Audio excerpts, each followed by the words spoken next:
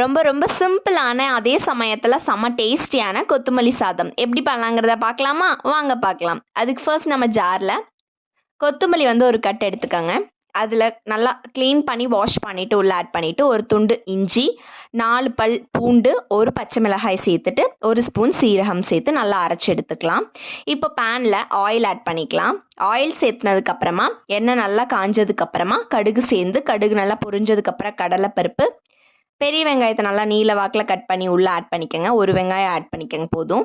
அது கூட கருவேப்பிலைகள்லாம் சேர்த்து நல்லா வணக்கி விட்டுக்கோங்க. எல்லாம் நல்லா வணங்கினதுக்கப்புறமா தேவையான நல்ல உப்பு சேர்த்துட்டு நல்லா வணக்கி விட்டுக்கோங்க.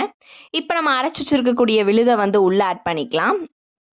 ஆட் பண்ணிவிட்டு இப்போ நல்லா பச்சை வாசனை போனதுக்கப்புறமா நம்ம இப்போ ஆல்ரெடி நம்ம சாப்பாடு வடித்து வச்சுருக்கோம். அதை ஆற வச்சுட்டு இப்போ அதில் ஆட் பண்ணிக்கோங்க. எவ்வளோ சாப்பாடு வேணுமோ அவ்வளோ ஆட் பண்ணிவிட்டு மிக்ஸ் பண்ணி கொடுத்தோன்னா டேஸ்டியான கொத்தமல்லி சாதம் ரெடி.